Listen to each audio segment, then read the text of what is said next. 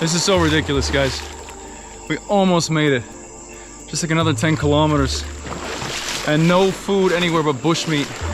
I'm walking through the fucking Congo River with a dead crocodile on my shoulder to meet a village of pygmies to pray that they let me stay the night in their camp. I'm not sure if this adventure's going horribly or perfectly, honestly, but this was not part of the plan. Fingers crossed this all goes smoothly. Mbote! Ça va? Oh. So far, not so good. Mbote. This is a true story, one that I can still barely believe. Bear with me while I tell it. I promise you it's even crazier than you can imagine.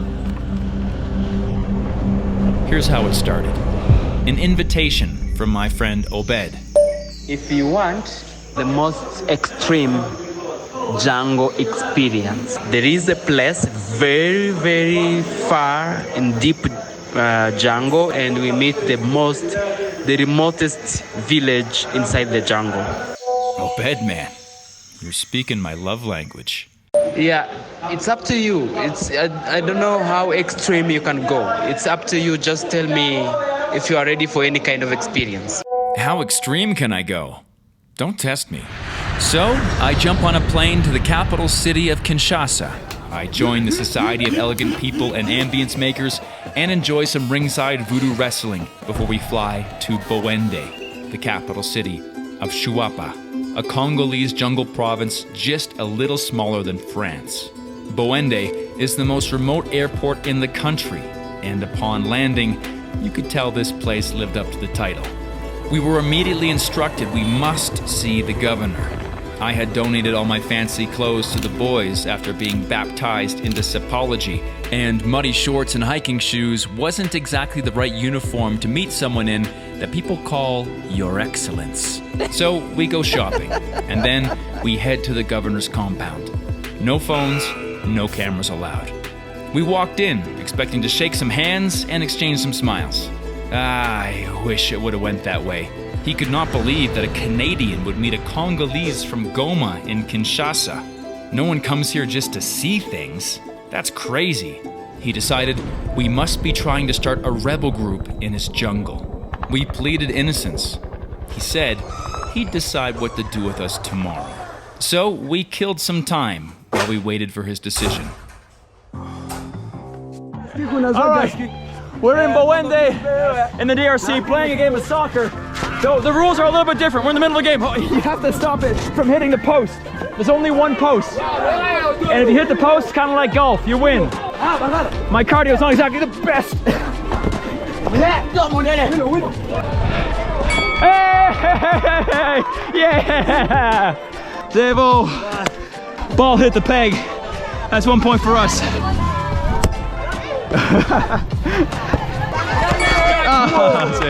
Yeah, they got it. All right.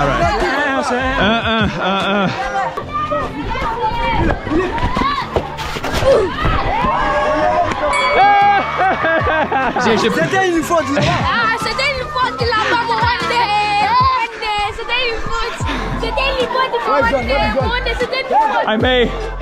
I may have committed a fault. Okay. Alors, ce compa. I'm using my size over my speed and skill. There it is.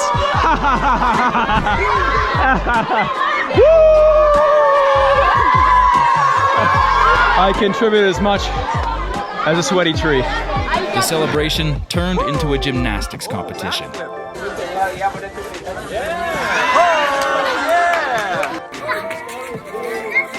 Yeah, Obed, yeah.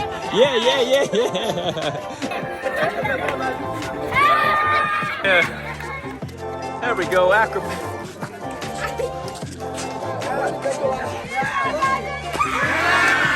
We've created madness. The next morning, we received a message from the governor. A firm, dirty, flat-out no. We must take the next flight back to Kinshasa. We are not allowed to pass into his jungle. There's only one flight a week. We'd have to wait another 6 days.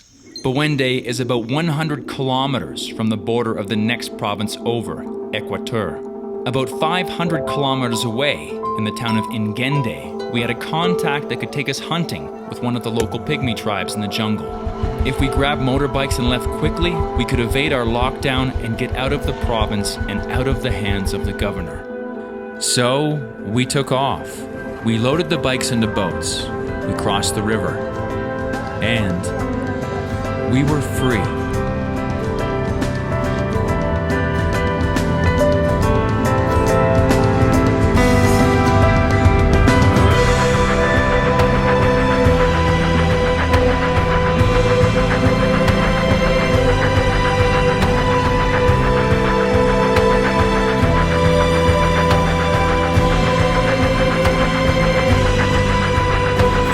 This felt like real adventure, like gambling with loaded dice, knowing you haven't quite conquered the odds, but they're in your favor.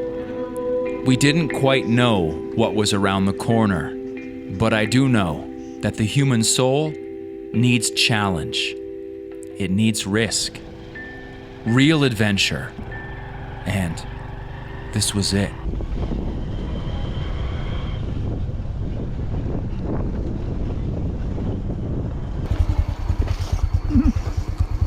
These bridges are getting worse and worse. Rebar and logs. Let's go. I'm gonna be happy to have a break. So will my pelvis, by the way. And maybe I can floss some of these insects out of my teeth. Because there's a lot.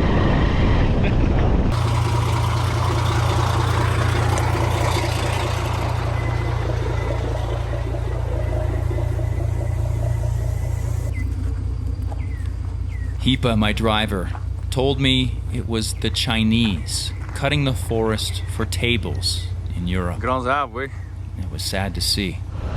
We crossed through small villages along the way, sleeping in a few and buying whatever food we can find.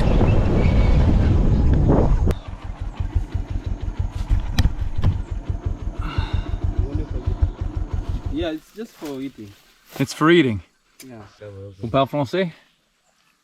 Français? No. No. All right, it's been a day and a half on motorbikes, and we thought we'd be able to buy food along the way. Not really possible. All there's been is bushmeat, and we're out of food, so we have decided to buy what's available. Especially our drivers are really hungry. We haven't eaten all day, and it's 2 p.m. So dinner tonight, it's gonna be this. The croc is killed quickly with a hit from a machete, and the locals tie it up to our bike. I love reptiles, honestly. I'm a biologist, and I really have a soft spot for the ones that are misunderstood, like crocs and insects and arachnids. And we were hoping to find a chicken or something, but croc will do. I wonder if it tastes like chicken. I guess we'll find out tonight, yeah? But it's better not to judge when you're in someone else's house, or country, or village. Oh, God. I wonder what cowboys felt like. Bye-o. Bye. Merci beaucoup. Bye-bye. Bye. Oh my God, we're gonna eat a crocodile.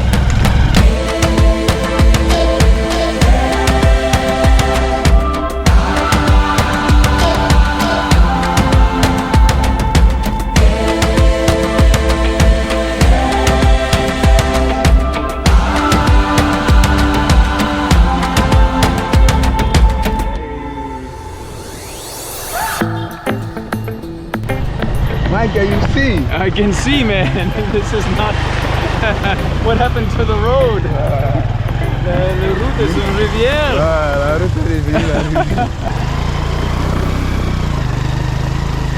Hipa, c'est fou. Ça ne va pas vraiment. We flood the engine. Est-ce qu'il y a crocodiles ici? Oui. Oui. My man. We're flooded.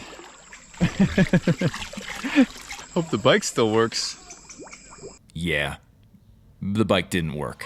So I fly the drone to see how much of our road has now become river. Well, shit.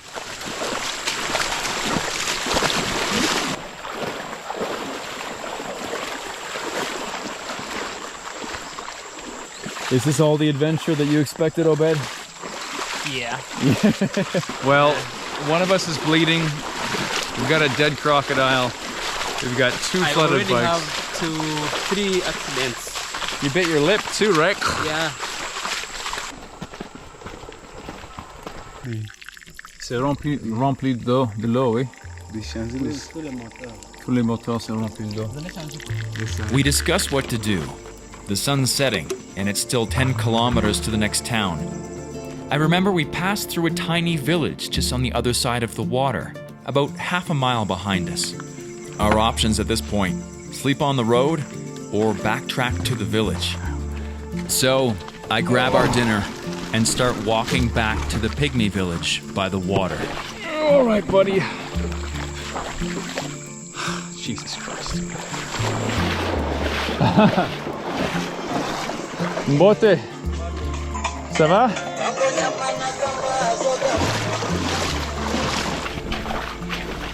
Everyone's staring. That's nothing.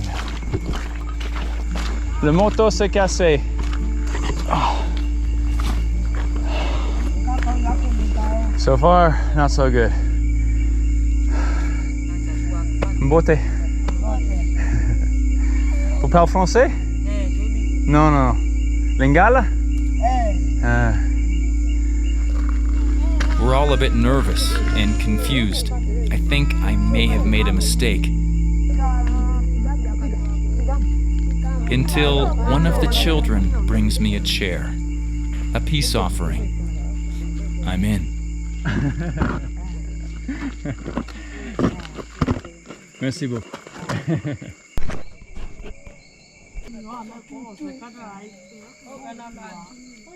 Eventually, Obed arrives and we discuss our situation with the chief. What's the update?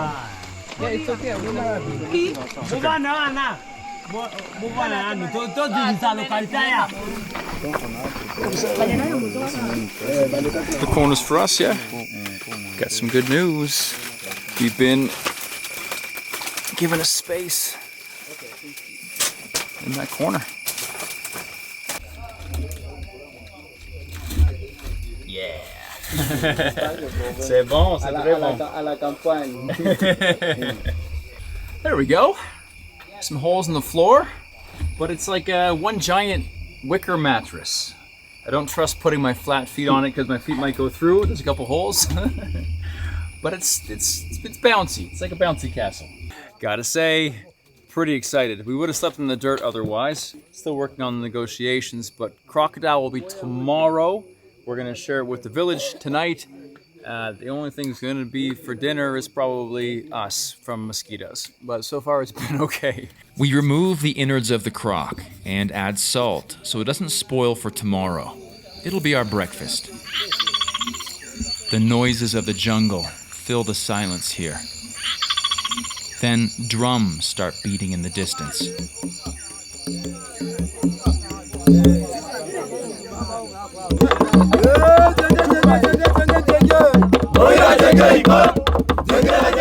Then something completely unexpected happened. I had never seen one before. A critically endangered creature. This is the most trafficked animal in the world. Its scales are worth a fortune on the black market for some bullshit traditional Chinese boner pills or something equally ridiculous. Here though, that's not why they're hunted. It's simply for food. This man is not evil. He just simply doesn't know. His family has been living off the land since men and beasts roam the earth. This is how mouths get fed here in the jungle, and the party continues.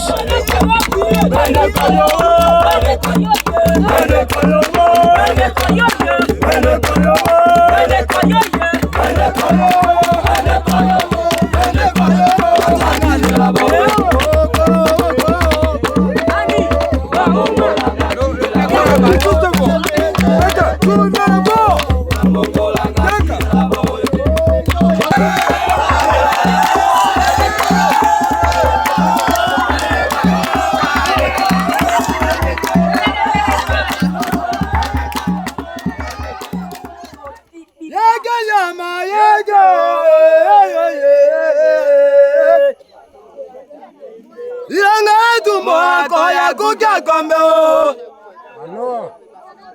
Ilanga tumora koya kukia kombe o. Ilanga tumora yera etake o. Ilanga tumora yera etake o. Yana ya motori ali kiwa kena ngazambe tango bo kisoko. The singing continued into the night. We hadn't slept much, so I crashed, listening to a soundtrack of a night of my life. I'm happy I recorded.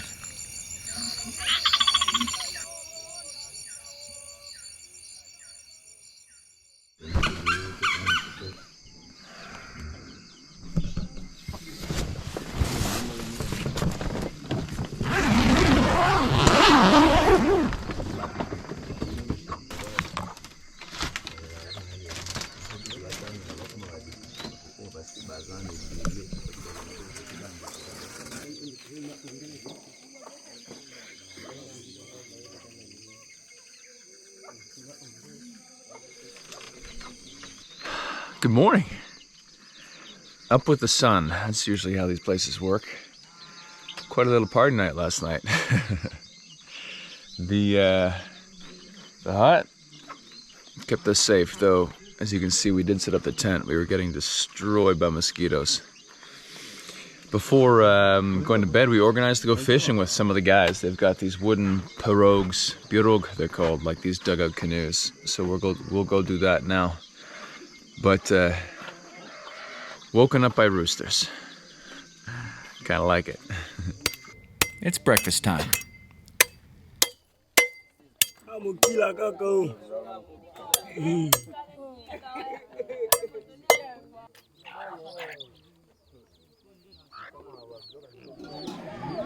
Crocodile. There it is.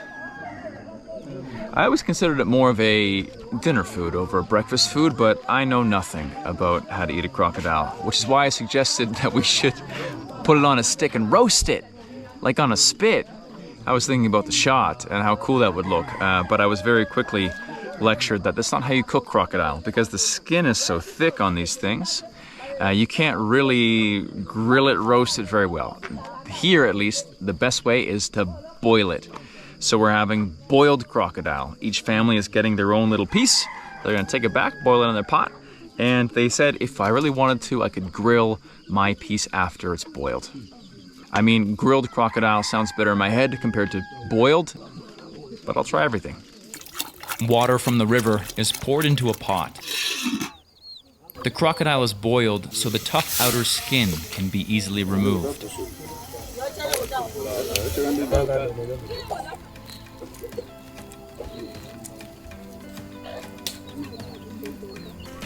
Other members of the village prepare fishing traps for later.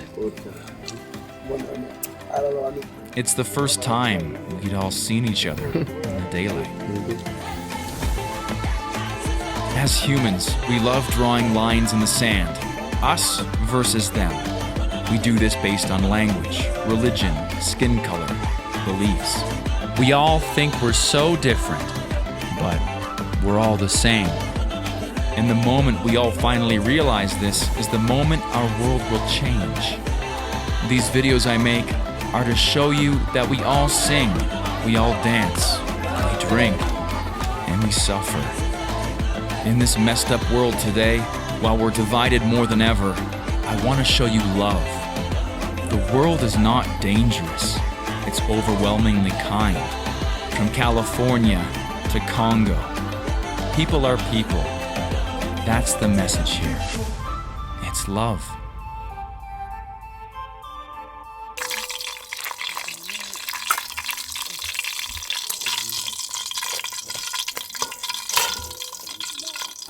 And so how's the adventure so far? So far, so terrible. We had such big plans, guys.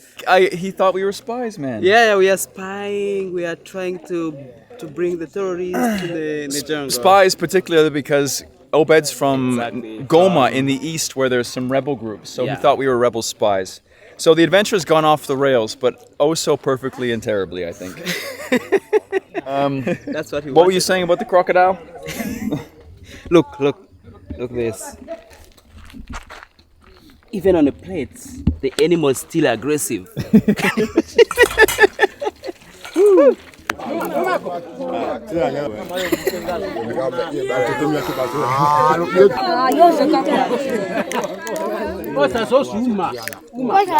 It looks chewy based on others' reactions. This is part of the, I'm guessing the tail, right? The base of the tail? Yeah. The back. That's really good. It tastes like a mix of fish and chicken, right? Boiled, then fried. And normally with these like bush meats, or even like bush chicken, the ones that are running around, there's lots of bones. You gotta like manipulate it and pick it out. And look at that, there's one giant chunk of meat there in the tail. Maybe we should bring this to a Keko to make some shoes with. Yeah. He likes crocodile skin shoes, right? C'est chaussure crocodile. Crocodile breakfast complete. We've organized, I told you, fishing, but actually it's gotten even better than that. The bikes are still on the other side of the lake, and they're gonna get picked up and brought to the city. We're gonna go in the pirogues, the wooden dugout canoes, and fish along the way and get dropped off in the city, which is gonna save us like many kilometers walking. Water taxi with maybe lunch on the way, fingers crossed. Let's do it. Bye, bye, guys.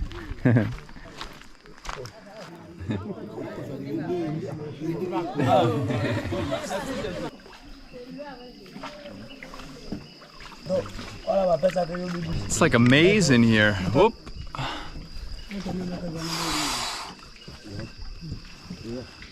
No doubt there's crocodiles. It's all like still water. It's brown like that because of the tannins in the leaves. So when you have like a brown leaf like this one, it leaches out like a tea. Whew, and makes the water brown. So it might look dirty, but it's just basically dyed. It's kind of cool in here though.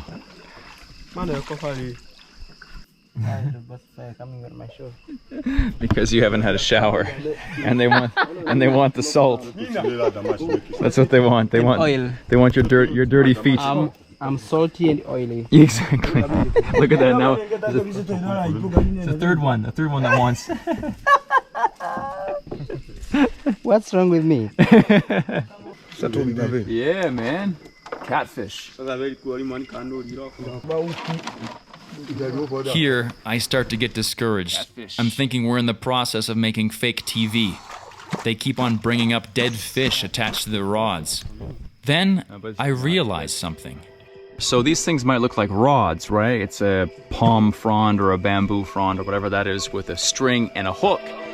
And it's even an earthworm. So by all conventional standards, at least what I'm used to in Canada, it looks like a fishing rod, but it's not. They actually jam that into one of these little bushes, and it kind of like fishes for itself overnight. And they come back in the morning and they see what this little trap has caught.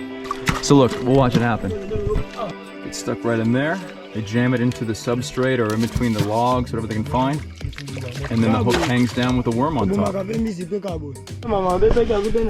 It's super cool actually. I've never seen this kind of fishing anywhere else in the world. It's like you're setting up 20 different fishing poles and you're coming back the next day to see what you caught. It's actually really unique and really cool. One of the boys tells me to turn on the camera so he can show me how it works.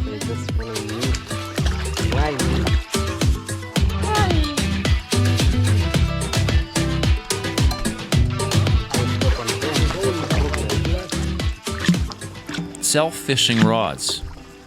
I like it. You got squished. He got squished. Woo!